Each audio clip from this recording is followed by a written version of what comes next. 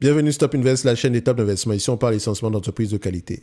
Avons-nous une opportunité d'investissement sur CF Industries? C'est la question à laquelle on va essayer de répondre en se basant sur les états financiers de la compagnie. Je rappelle que ceci représente uniquement mon point de vue et non un conseil d'investissement. Et comme d'habitude, je me réserve le droit de me tromper. Alors, on va aller très rapidement. Je ne sais pas si j'ai déjà analysé cette compagnie sur cette chaîne, CF Industries. Donc, je vais regarder ça assez rapidement sur mon téléphone que j'ai voilà, je l'ai entre mes mains ici, donc c'est normal que si vous ne voyez rien. CF Industries, non. Ok. Alors, je vois ici que c'est secteur des matériaux, industrie chimique, chimie quoi? Spécialisée. D'accord, il faut aller vérifier ça. Qu'est-ce qu'elle produit? Fertilisant, nitrogène, produit, oh, engrais. Une fois que je vois ça, je sais que c'est une compagnie cyclique. Direct. OK? Et que si c'est une compagnie cyclique, le cycle se retrouve où aujourd'hui? Ces compagnies-là gagnent beaucoup d'argent en date d'aujourd'hui. On va le voir avec les revenus. OK? Donc, on aura tendance, ça ne m'étonnerait pas de voir des PER très peu élevés. Mais ça ne veut rien dire du tout. Et on va devoir normaliser les résultats. Donc, ici, revenus, vous constatez quoi? Ça ressemble clairement à une compagnie cyclique. Je pense que sur cette chaîne, vous êtes déjà habitué. À force de pratiquer, vos yeux vont s'habituer vous pourrez voir directement si une compagnie est cyclique ou pas. Juste en regardant son secteur d'activité, son industrie, ses revenus, vous pouvez savoir si on est cyclique. Ok, de toute façon, le secteur d'activité vous dit déjà tout. Parce que je sais que dans la chimie, ici, c'est généralement chimie spécialisée. Eux, ils ont à peu près ils ont un pricing power. Ça ne veut pas dire que CF Industries n'a pas un pricing power. Hein. Sur CF Industries, ce qui est important, ce sont les coûts de production. Ce sont les coûts de production. Pour moi, l'une des meilleures entreprises dans ce secteur d'activité reste Nutrien. Tout simplement parce que Nutrien a un volet, un volet vente au détail d'engrais et tout ce qui concerne ici les produits agricoles. Ok, donc j'aime bien ça. En période difficile, ce segment a tendance à bien se comporter. En tout cas, si on revient sur CF Industries, revenu ici, on gagne beaucoup d'argent. Il y a de fortes chances que ce soit en lien avec la variation ici du prix des engrais. Ok, mais vous voyez que ça commence à diminuer. Si on le prend également ici, CF Industries, voilà. Donc ne tombez pas dans ce piège. Hein. Ça là, quand vous voyez ça, en termes de bénéfices nets, c'est pas beau à voir. Ok, on n'aime pas, regardez ça, c'est pas beau à voir. Je vais vous montrer une entreprise, c'est à ça que ça doit ressembler, des bénéfices nets d'une entreprise qualitative. Ça, ligne droite vers le haut. D'accord? Ligne droite croissante. Une pente croissante. OK? C'est ça. Et comme je dis encore, ça ne veut pas dire que CF Industries est une mauvaise entité. C'est peut-être une belle entreprise dans son secteur, dans son segment, dans son industrie en elle. OK? Ici, l'avantage concurrentiel provient ici des coûts d'exploitation. Très important. Il faut avoir les coûts d'exploitation les plus bas du marché. OK? Donc, quand je prends après le revenu ici, je vais regarder la marge brute. Actuellement, pour avoir généralement l'information par rapport à l'entreprise qui a tendance à avoir celle qui a peut-être les coûts de production les plus bas du marché, regardez généralement les marges brutes des différents compétiteurs. N'allez pas prendre un compétiteur de secteur chimique, non. Des compétiteurs dans le même secteur, dans la même industrie, qui vendent également des engrais. C'est important à aller regarder. OK? Donc ici, je constate que les marges sont élevées. On peut voir ici qu'elle a tendance à faire des zigzags comme ça avec les marges. OK? Donc ce n'est pas quelque chose de stable.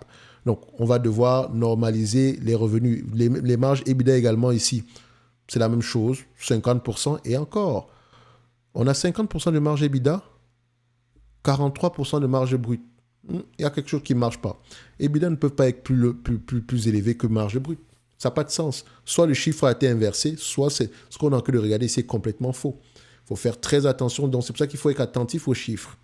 OK? D'un coup d'œil, ici, vous pouvez voir, EBITDA n'est pas plus élevé que EBITDA, que gross margin, que marge brute.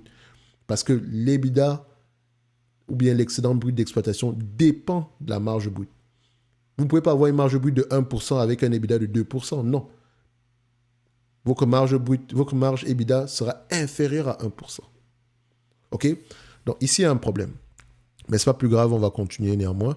On va comparer les net income et les free cash flow, histoire de voir si les deux parlent le même langage. Qu'est-ce que vous constatez ici? free cash flow légèrement plus élevé ici. Ça ne m'étonne pas parce que d'habitude, il y a beaucoup de dépréciation dans ce genre de business. Mais c'est également un business à capital intensif, donc il faut faire attention. Donc ici, je prendrai les free cash flow. De toute façon, je vais les normaliser. C'est-à-dire quoi? Normaliser sous-entend ceci. D'accord?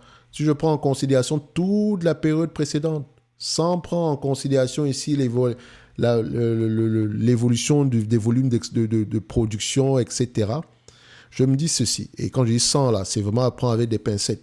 D'accord? C'est juste pour vous dire à peu près qu'est-ce qui est inclus dans ce raisonnement. OK? Voici un business, dépendamment des périodes. D'accord?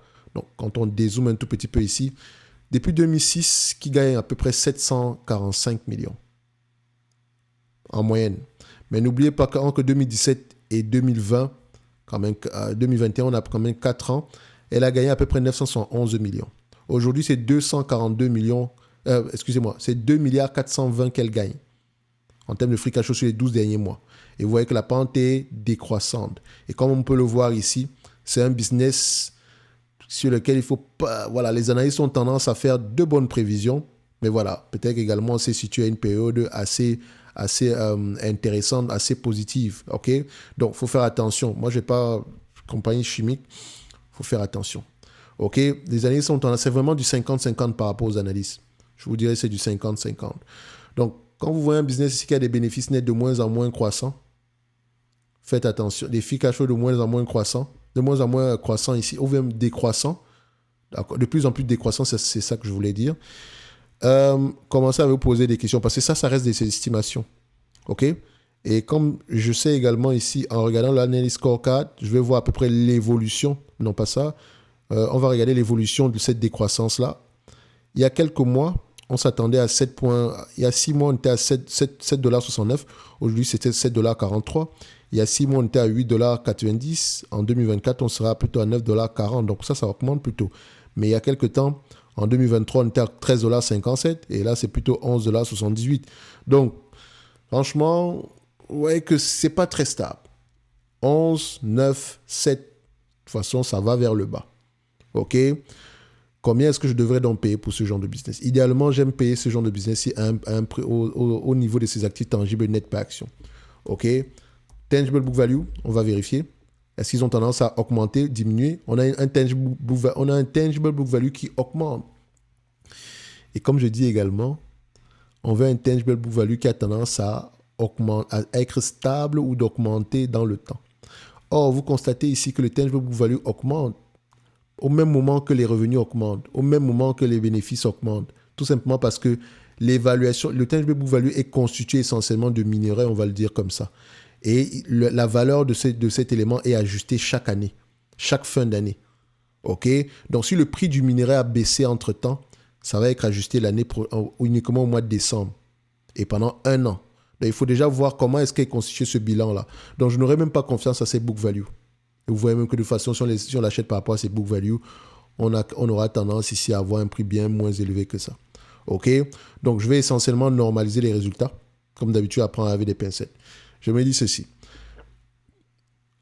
Si l'entreprise arrive à avoir les mêmes coûts de production moyens sur les 10 dernières années et que le prix des fertilisants ou des engrais reste à peu près à la moyenne des 10 dernières années, OK, voilà à peu près, cette entreprise pourrait à peu près générer 971 millions. Ce sont les conditions ici. D'accord? Si une seule n'est pas respectée, c'est mort. Si les coûts de production ont augmenté, ça va être difficile d'avoir ça. Si les volumes diminuent, ça va être difficile d'avoir ça. Ceci. Donc faites attention. Donc ce qui veut dire quoi? 971 millions, multiplié ici par combien? Ne paye pas plus de 15 fois les bénéfices pour ce business-ci. Ça fait 14 milliards 565. Moins la dette nette, comme d'habitude. Est-ce que dette nette sur EBITDA ici? On voit ici que dette nette sur EBITDA est presque à 0. On regarde la dette nette du point de vue volume.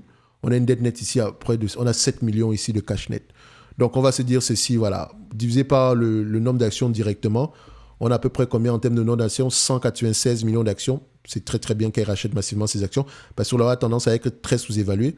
Donc ça donne ici à peu près un prix à 74 $ l'action. Donc elle est correctement évaluée au prix actuel.